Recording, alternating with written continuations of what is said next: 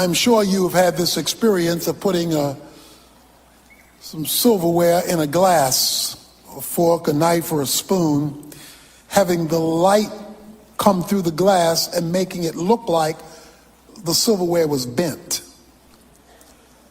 It wasn't bent, but what you saw was a process called refraction. Refraction is where when the light hits something immersed in water, it can create a distortion called refraction.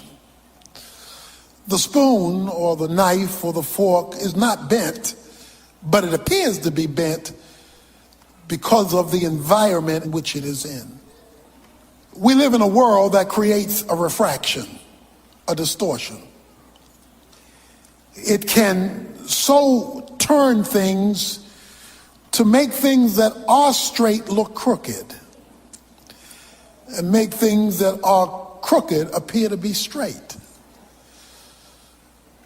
And so, living in an upside down world, we often become upside down people, thinking we know the right way and going the wrong way, having the right way, choosing the wrong way. In fact, the world can make it look like a straight Christian is a crooked person, or that a crooked person is a straight person. It can refract reality. God is giving us reality, and he wants you to know that you don't wrestle against flesh and blood. The physical world is not your problem. It's merely the vehicle for your problem.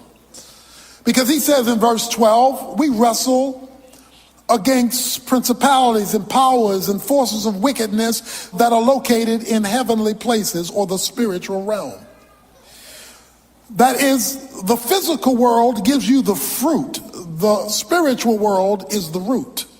So if you address the fruit of what the five senses brings to you, flesh and blood, without addressing the root of the spiritual world from which it emanates, you will forever, I will forever, we will forever be doing patchwork on the physical because we have never addressed the cause in the spiritual.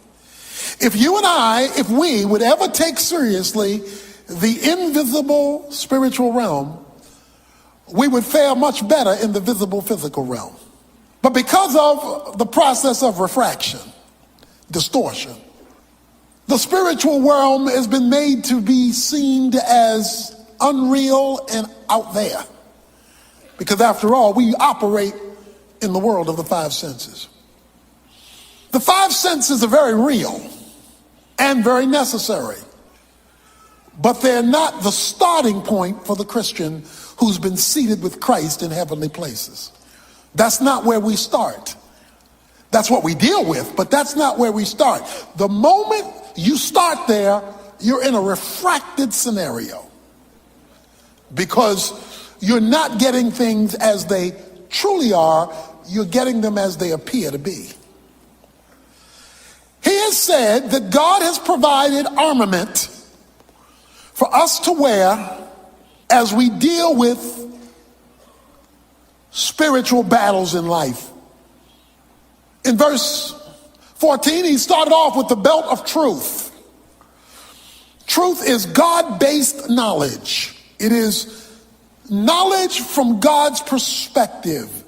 It's God's viewpoint on a matter. Truth is God's viewpoint on a matter. That's the truth, the whole truth, and nothing but the truth, so help you God. Truth is an absolute objective standard by which reality is to be measured. Something is real based on how God views it, not even based on how you see it. If you're going to win in the spiritual realm, truth must be worn continuously as a belt, because Satan is a liar, and if he knows you're not committed to truth, he will suck you dry based on half-truths or full lies. He then says, put on the breastplate of righteousness. That is, tether your rightness to the truth. The breastplate, the chest, because in the chest is the heart. Have your heart committed to right based on the truth that you now concur with. And then last time we saw in verse 15, he says, have your feet in the gospel of peace. True peace, lasting peace, comes not from a pill, it comes from the gospel. It is embedded into the gospel because the gospel has the grace of God within it, which has been deposited into the spirit that's lodged in your soul. Your soul is lodged in your body. In the pill of your spirit is all the peace you've been looking for, that you've been paying for out there. He says the peace you're looking for is in the pill called the gospel. But if you don't know the gospel, or you don't know how to access the gospel, then the peace that the gospel holds, you don't experience. So you go out looking for pseudo peace, false peace, temporary peace, or you settle for chaos management. Chaos management, not authentic peace. And I said, you always know whether it's God's peace because you don't understand why you have it, given the mess you're in. It's a peace, the Bible says, that passes understanding. You say, well, how do I access all of this that you tell me I have if I'm a Christian?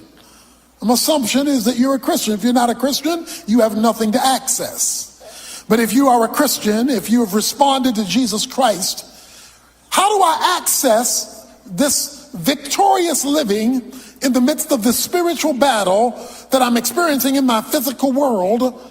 How do I access it? He answers that in verse 16. He says, in addition to all, taking up the shield of faith, with which you will be able to extinguish all the fiery darts of the evil one. He introduces us to the next piece of armor called the shield of faith, or let's put it another way, the shield which is faith. The shield is actually faith itself. I want to today clarify faith for you because many of us have misunderstood faith, misused faith, misunderstand faith, and yet faith is critical because he says, leading off verse 16, in addition to all. In other words, and I know I've told you a lot so far, but if you grab this one, you got it all. This one, he says, is key. Faith. In addition to all, take up the shield of faith. Now, notice the verb, take up. The first three pieces of armor, he didn't use the word take. He uses the word to be.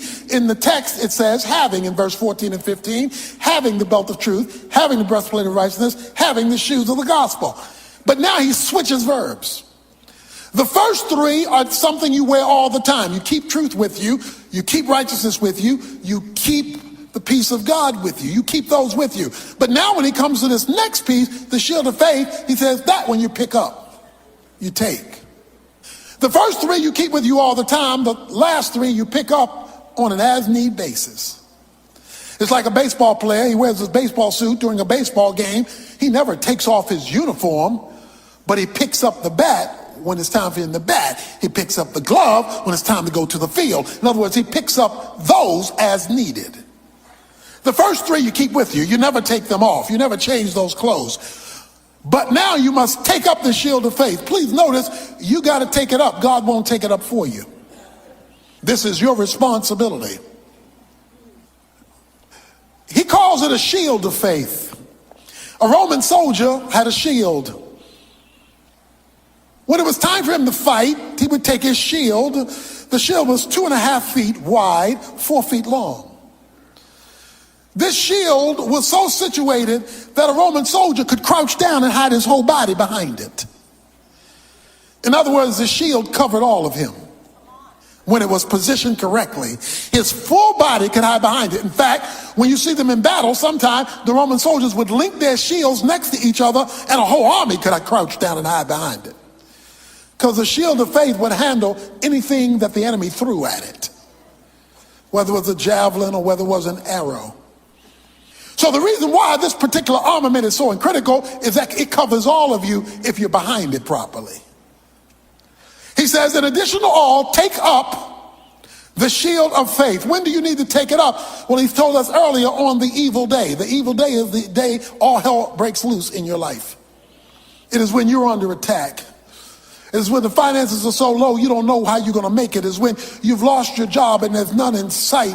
It is when everything is breaking down emotionally. It's the evil day. It is the day when all hell has broken loose in your life. The day of your attack, on that day, you need to be covered by a shield which is called faith. When they launch space capsules into the air and they come back down into the atmosphere, they would burn up except that they have a shield around them. This shield, in light of the heat breaking into our atmosphere, keeps them from burning up. On the evil day, you feel like you're going to burn up. He says, but if you have a shield, you'll make it in an atmosphere of chaos. So the question is now, what is faith? What is faith? Let me give you a simple definition of faith, as simple as I can get it. Faith is acting on the truth. Faith is acting on the truth. Now, if you don't know the truth, or if you don't act on the truth, the word faith is a meaningless phrase. It's talk. Faith is acting on the truth. So in order to have faith, you gotta find the truth. And the truth is God's view of a matter. So if you're not interested in discovering God's view on a matter, forget having a discussion about faith. Because faith is only faith when it's tethered to truth. Because when it's tethered to truth, it knows the right decision to make, confirmed by the shoes of peace, because you exercise the real meaning of faith.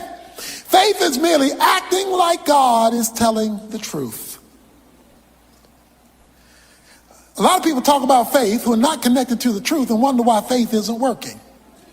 So guess what they do? They go around looking for more faith, thinking if I can get a little bit more faith, maybe I can get a little bit more help. But you cannot have faith and get help if your faith is not tied to truth. And truth is what God says about a matter. Let me tell you what truth is not, or necessarily not. Faith is not necessarily feelings. You can feel full of faith and have no faith. You can feel faithless and be full of faith. Faith is not based on how you feel. Now, how you feel may be consistent with faith in a given moment, but at another moment, how you feel may have absolutely no correlation to faith whatsoever. Because feelings are circumstantially driven. You feel based on how things are going. If things are going well, I feel good. Dun, dun, dun, dun, dun, dun, dun. If things are not going well, I feel bad. Because circumstances dictate feelings. And you can't always control that. You can't always control that. I am glad my faith is not tied to my feelings, because then my faith would be as up and down as my feelings are. And we all up and down to various degrees on the feeling side. So I want to get feeling out of the definition of faith, although sometimes it is consistent with faith. Faith is acting on the truth, whether I feel the truth or not, whether I like the truth or not, whether I agree with the truth or not. Faith is acting on it. So you can feel faithish and be faithless. You go to the movie, it's a horror flick. It's a horror flick. You know those monsters aren't real. You know that. You know the zombies coming out of the grave aren't real. Yet you're sitting there, covering your eyes, can't sleep because you remember the show. And you know it's not real. You know that. You knew it before you went in. You knew it while you were watching it. You knew it when you left, and you're still all shook up. That is because the masters of the media so constructed the lie of the horror film to make you feel like it was true, even though intellectually you knew none of that was real. But they manipulated it so and made it seem so real that it governed your feelings. You will never overcome the movie until your mind overcomes your emotions. Because your emotions are controlling you based on a lie that the movie perpetuated to you. And as long as they can keep the lie in your mind, they can keep you up at night, and you're being kept up by something you knew wasn't true. When we allow faith to be defined by feelings, we will always be confused. So let's put faith in the objective place where it belongs. I love this. I love this story in Luke 5. Jesus asked Peter, Peter, have you caught anything yet? Peter said, no, we haven't caught anything yet. Jesus says, Peter, why don't you cast your net on the other side? Peter says, Jesus, let me help you here. You stick with preaching. I've been fishing all my life. This is the Zebedee Corporation, and we know fish, you know sermons. He seeks then to instruct Jesus on how fishing works. Jesus, point number one, we have been fishing all night. Okay, so let's get this straight. For 12 hours, we have been out there fishing. They are not biting. So for you to ask us to throw the net in doesn't make sense. Problem number two, we're in shallow water now. We're about to come in. We are not in the place where fish bite. So we've given the time, we've given the expertise, we've studied in school the location, we've got history in this company, we got all this stuff going for us. So Jesus, stick to preaching. We know fish. Jesus says, will you just cast the net on the other side? Peter doesn't feel like it makes sense. His history says it doesn't make sense. His perspective, his company, none of this makes sense. But then he says, but at your word, just because you said it, even though I don't kind of think you know what you're talking about, but because you said it, I'm going to act on what you said, even though my perspective doesn't agree with what you said. I'm going to act. And he threw the net on the other side. When he threw the net on the other side, he got the biggest catch of his fisherman life. It said he got so much catch of fish that it dragged the boat down and the boat was about to sink. He could now build a condo on the Galilee River. He caught so much fish. He discovered on that day a principle of faith that if you and I would ever discover it, it would be transforming in my life. In spite of what I learned, in spite of what my history is, in spite of what my background says, in spite of my education, in spite of all the stuff I have accumulated, in spite of my own perception of my own natural brilliance, if I would simply do what he says, I would discover there is a lot more to this than I ever knew. Because I would discover my finiteness and I would discover his infiniteness. I would discover, see, one of the things that's keeping us from experiencing God is we know too much. We know too much. If we were half as educated in the word as we were in the world, we'd be a lot further. We want a master's degree in our subject, but we want to be dropouts in scripture. And we wonder why nothing's working, because we don't know enough truth to have faith in it. Faith is acting on the truth, which means I want to know the truth so I can act on it, which exhibits faith so that I can see God move. Now let me explain something now. Faith does not make God move. Let's get this straight. Because if you believe faith makes God move, then you're going to be looking for more faith. You don't need more faith. You have if you're a Christian, you have all the faith you're ever going to need for anything God's going to do with you. Let me help you now. Oh, God's trying to increase my faith. No, he's not. He's trying to increase your knowledge, but you've got plenty of faith. Because Jesus said if you have faith the grain of a mustard seed, you can move mountains. In other words, a little dab will do you. You don't need more faith. You need more truth. Because if you put a little bit of faith in a whole bunch of truth, that's all you need. Faith does not get God to move. All faith does is access what God has already done. Faith is the point of access, not the point of power. The power is in what God has already done in grace when he deposited the divine life within you in seed form. As the knowledge of God enters into that seed expands, and all you're doing with faith is withdrawing what grace has already put on deposit. So stop looking for more faith. You don't need more faith. The moment you act on what God says, that's all the faith you need. You got plenty of faith. So you got all the faith you need. Whatever growth your faith needs, it will get from the action you take, not by trying to conjure up more faith.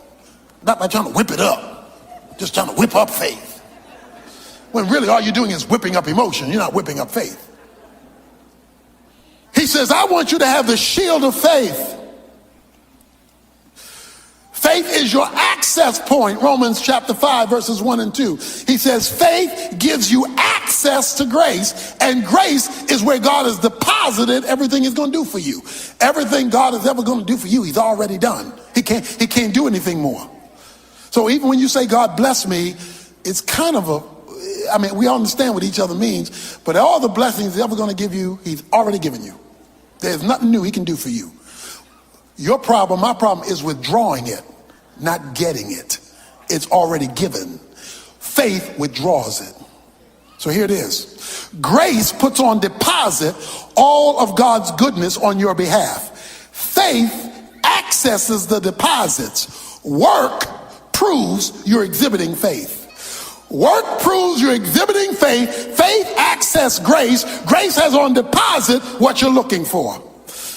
Works don't get grace, because once you attach works to grace, it's no longer grace. Romans 11:6 says, once it's of works, it's no longer of grace. So works don't give you grace. Works just access faith, and faith accesses grace. That's how it flows. So he says, put on the shield, this covering called faith. Faith is a law, Romans 3:27 says. It's a rule whereby you operate. He says you're not only supposed to get saved by faith, he says in Romans 1, you're supposed to live by faith. In other words, this is supposed to be the way you flow.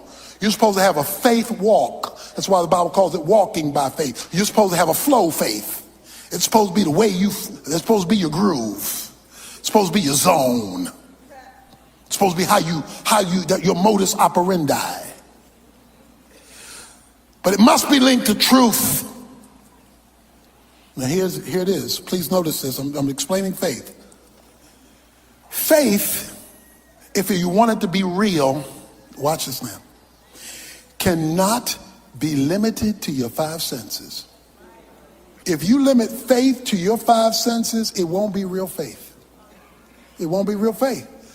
Because we're talking about accessing the invisible realm, not the visible realm. So we're not talking about accessing the stuff you can see and touch and taste. Hebrews 11:1. Faith is the substance of things hoped for. It is the evidence of things not seen. If you can see it, it's not faith. If it's tangible and if it's moving in the physical realm, it's not the faith God is talking about. That's just human faith anybody can have. Anybody gonna believe something that they looking at. I believe you sitting there. How come? Because I see you. And that's not what he's talking about. He's not talking about that. He's saying it's the evidence, it's the substance, so it's real. Even though it's in the spiritual realm, it's real. And it has evidence, it's provable, but it's not yet seen. The whole point of faith is to grab something out of the unseen realm and bring it down to the visible realm. So you never start with what you see to determine whether you have faith. That's called sight. It's a whole nother word. And because we don't live by faith, in other words, because that's not how we roll, that's not our flow, we don't see much grace. He says, in addition addition to all, above all things, take on the shield of faith. Why do I need the shield of faith? Faith. Acting like God is telling the truth. Acting like it is so even when it's not so, in order that it might be so simply because God said so.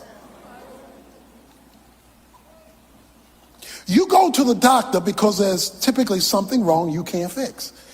Because usually you started off with over the counter. You started off with human ability. You started off with your own mind could conjure up. You started off with what you could take care of yourself. So you went to the doctor and went to the pharmacy. You went to Walgreens or some other pharmacy and you got some, something for your stomach, antacid, or you got something because you were going to do the best you can to make life better. But your best wasn't working. So you call the doctor. You tell the doctor, Doc, I've got a problem. My stomach hurts. The doctor's going to hear your call, but he's not going to take for granted your problem. He's not going to assume what you think is wrong is what's wrong. Now, you've talked about how you feel because you talked about the pain. But in his mind, there could be something else causing what you think is a stomach ache. So he's going to do a battery of tests to ascertain the truth about what's really wrong, creating the pain that you're now experiencing. Because all you know is the pain, you don't know what the real problem is yet until somebody who knows more than you assesses the situation, who can tell you what the truth is about what you feel. All you know is I feel a little something, but obviously I don't know enough because I couldn't fix it. So I'm going to you, Doc, for you to tell me what the real deal is. I need the truth. Why? Because until you get the truth, you can't fix the problem. See, as long as you're satisfied with antacids, and that's not your problem, then you're not dealing with the truth, although you think you're dealing with the truth. You're just dealing with limited knowledge. But the doctor has information you don't have. He comes out and he says, oh, this is the problem, which was more than just a general upset stomach. He says, this is the problem. He pulls out a sheet of paper called a prescription, and he writes on it words you do not understand. In fact, if you can read his writing, he's not a real doctor. Because one of the ways you know a real doctor is a real doctor is he can't write. You have this piece of paper and he says, take this for your real problem. Because those antacids you were taking is not your real problem. Take this. Maybe he's discovered an ulcer. You take a piece of paper that you don't understand to a pharmacy. You give it to the pharmacist, whom you do not know. The pharmacist goes back there with a whole bevy of medicines and starts putting your stuff together. That man could be putting strychnine and giving it to you because you don't know. The only reason you're doing this is you know he's qualified. You know, he's got a qualification. You don't know it based on what you're seeing, because what you're seeing may not be what it really is. And you don't even understand the paper, so you can't even test what he's doing by what's written in the paper. You've got to believe that what he is offering is what's on the paper. So you've taken the prescription, you've gone to the pharmacist, he's giving you the medicine. Now you've done all that, you still got an upset stomach. And the reason why you have an upset stomach is the reason it was written and the reason you went to the pharmacy wasn't to get it, read it, and deliver it. It was to get it, read it, deliver it, get it, and take it. Until you take it, you've not fulfilled obedience. And if you don't fulfill obedience, you're not going to get better. Because your way was solving the symptom, not solving the problem. See, many of us, we come to church and we get the word and we say, well, I don't understand all that.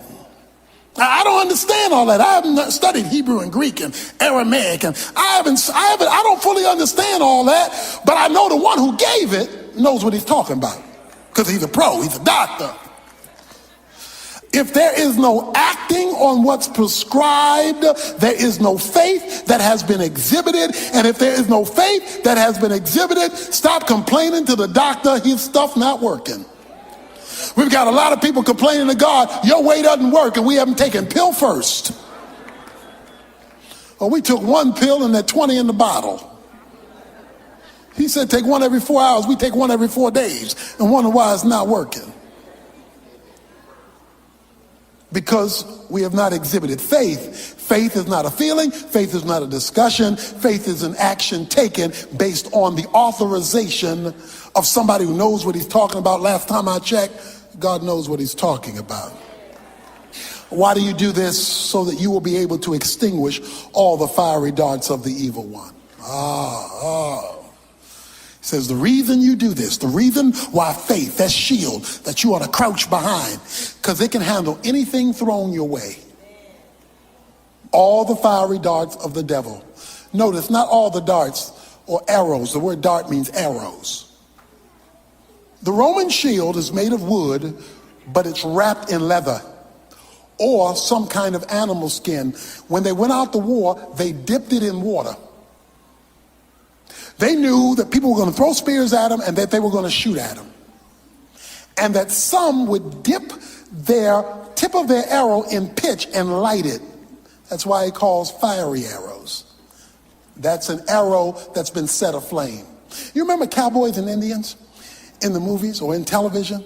And the wagon train would be going around, and then the Indians would attack the wagon train. Then the wagon train would get in a little circle. Then the cowboys would get behind the wagons and start shooting at the Indians. And you know, whoa, whoa, whoa, whoa, whoa, whoa. They riding around and they shooting arrows at the cowboys. Well, now, it really wasn't a fair fight because, at least in the earlier days, the cowboys had all the guns and the Indians had all the arrows. Man, that's not a fair fight. But there would always be this one smart aleck Indian. He would dip the tip of an arrow into some pitch. He would light it. So now it's a fiery dart. It's an arrow that's been lit up. He then pulls back the bow and shoots. That arrow is not for a cowboy. That arrow is for the canvas of a wagon. Because he knows if he can burn down the canvas, he can expose the cowboy. And now once exposed, I don't need fiery arrows. I just need arrows. Fiery darts are meant to dismantle you so that now you become open for everything else he wants to shoot your way. He says the shield of faith is so strong that not only cannot arrows get your arrows that's been put on fire can't even burn you down. He says the shield of faith is staggering. Why? Because faith enters into the realm of grace and accesses God at a whole nother level. It accesses God. That's why 1 John 5:4 says we are overcomers by faith. In order to be an overcomer, there's got to be something to overcome. Maybe you're trying to overcome joblessness or finances or emotional fire of the mind or emotional depression, or maybe it's relational fires that you're going through, or maybe it's sin and temptation that has set you aflame. Whatever the fire happens to be, he says faith can put it out. Faith can put out the fire. But you've got to define faith God's way, not your way. Any weightlifter who can lift 500 pounds doesn't have a problem with 100 pounds. If you can lift 500 pounds and somebody says, well, can you lift this 100-pound bag? Ain't nothing but a thing, because if you can handle 500, 100 is no big deal. On the cross, Jesus Christ handled the sins of the whole world. The whole world, for all people, for all time, all sin was pinned on Jesus Christ 2,000 years ago on the cross. All the sins of all mankind for all world was put on Jesus Christ on that day. So if he could handle all the sins and all the circumstances of all men for all time, what did you tell me your problem was? What did you tell me your situation was? What did you tell me your need was? And you're going to imply the God who can handle it for the whole world on the cross, yours is a little bit too heavy. No, what's missing is faith in it, not power for it. What he is suggesting to us is that if we will take faith seriously as God defines it, you will experience victory as you've never had it before. I will never forget it. I will never forget it. This is lodged in my mind. The 1996 Olympics. Her name was Carrie Struggs. She was a gymnast, a little tiny girl. The United States gymnast team was in second place. Carrie Struggs was the last gymnast to go, and she had to make a certain score to overcome the first place team. I don't remember whether it was Romania or Soviet Union, but whoever it was, she had to do this certain 9-point something to overcome so that the United States would win the gold medal. So all the pressure is on little Carrie. Carrie stands and Carrie looks down because she has to vault. She has to go, propel herself, flip over the horse, and come back down standing up to get a high enough score. Little Carrie takes off and she's running. She hits the spring. She hits the horse. She flips over and she comes down, but she comes down wrong. And she horrifically twists her ankle so that she cannot even walk. She falls down. She cannot even walk. Low score. You could hear the hush over the crowd, particularly of the Americans. Oh no, you could see her team wince. And Carrie began to weep. Because this whole thing is riding on her. She has one more jump. One more jump. But she can't walk. And to do this, you got to be able to run. Jump, hit, put pressure down and jump, flip, and you got to land standing up to get a high enough score to win. She's got one more jump. So she's there weeping and trying to stand up. Barely can stand up on the one leg. Can't put any pressure on the second leg. Over in the corner was her coach, Bella Carolla, the famous gymnast coach. He looked at Carrie crying because they couldn't go meet. He says, Carrie, everything about Jesus' life and ministry is special, but Luke chapter 7, verses 1 to 10 is unique. Why do I say that? Because according to verse 9, after he has the conversation with the centurion, it says, when Jesus heard this, he marveled at him. There are only 2 times that I recall in Scripture Jesus marveling. One is Mark chapter 6, verse 6, where it says, and he marveled at their unbelief. He was shocked. You see me doing all this, you see me achieving all this, and you still don't believe? I'm shocked. But here he marvels at his belief. What he calls his great faith. So Jesus wants to give you and me the opportunity to shock him, to blow his mind from this story. But what you may think blew his mind may surprise you. Let's set the scene. There is a centurion. A centurion was a mid-level officer in the Roman army who oversaw 100 soldiers. the century, 100. He oversaw 100 soldiers in a legion of 6,000 soldiers. So the Roman legion had 6,000, and he was responsible for 100 of those 6,000, much like a captain or maybe a major in our army.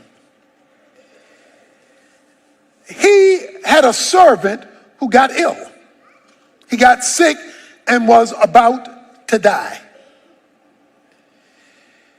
It says that the centurion heard about Jesus. Word had gotten out that this Jesus is something else. The blind see, the lame walk, the dumb talk. I mean, it's just this Jesus is blowing folks' minds with what he's doing. So he sends a couple of Jewish leaders to ask Jesus to come and save his servant who's about to die. Now that's unusual within itself because the Jews hated the Romans.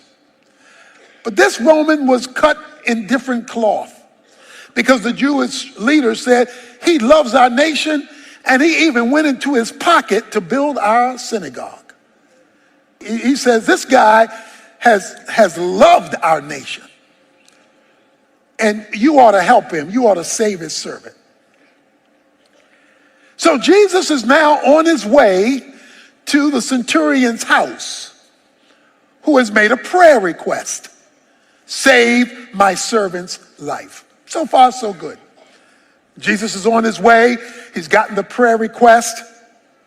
Looks like the answer is on the way. However, before Jesus gets to the house, the centurion sends the message. He says in the end of verse 6, I am not worthy for you to come under my roof. Don't come any further. He sends some of his friends and says, tell Jesus don't come any closer. I'm not worthy. So one of the things we need to note as we get into this is this centurion, he may have had a lot of money, may have had a lot of clout, but in the presence of Jesus, he was a nobody. So I don't care how high you get, how much money you have, how much clout you accumulate, in the presence of Jesus, you're not worthy. So this highfalutin centurion understood, he knew his place in the presence of Jesus. He says, don't come to my house. I'm not worthy for you to come. But wait a minute, you just asked him to come. You just asked him to come save your servant. But now you're telling him not to come. Or well, what do you want him to do? The centurion says, he says, I'm not worthy, verse 7, but just say the word,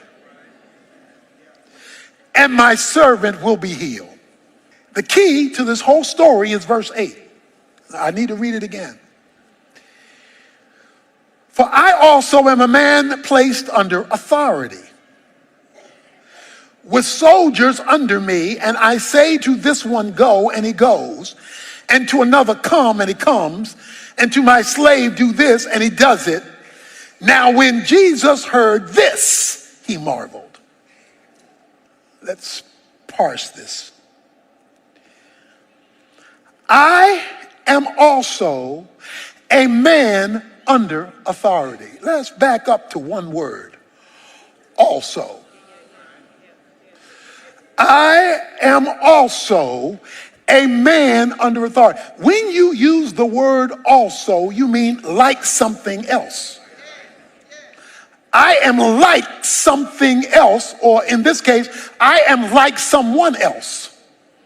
I am also a man under authority. Well, who is he talking to, and who is he talking about? He's talking about Jesus. He says, Jesus, I'm like you. I am just like you.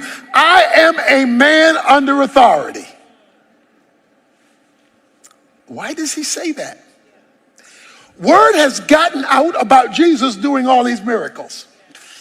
Again, the blind see, the lame walk, Folk can now talk, even folk can be raised from the dead. And Jesus is doing some big time stuff on earth. But the centurion says, Jesus, I know how you're doing that. You're doing all that stuff you're doing because you're under authority. Because I am also. You are also. You're pulling all this off because there's somebody over you allowing you to do it. You are under authority. I also. Jesus Christ in his humanity operated not by virtue of his deity, but by virtue of his submission. Jesus says in chapter 5 of John, verse 19, these words, therefore Jesus answered and said unto them, truly, truly, I say to you, the Son can do nothing of himself, unless it is something he sees the Father doing. For whatever the Father does, these things the Son also does in like manner. For the Father loves the Son and shows him all things that he himself is doing. And the Father will show him greater works than these, so that you may, catch this word, marvel. So let me give you the principle and then break it down further. Because this is a principle that will give you access to the miraculous. You cannot exercise legitimate authority over what you're supposed to be over unless you learn to be under what God has put over you. If you're not under what God has put under you, you can't ask God to help you to deal with stuff that's underneath you.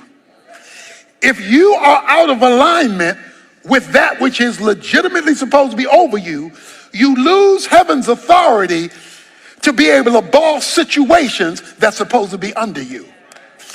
If you rebel against the authority up here is not going to help you with your situation.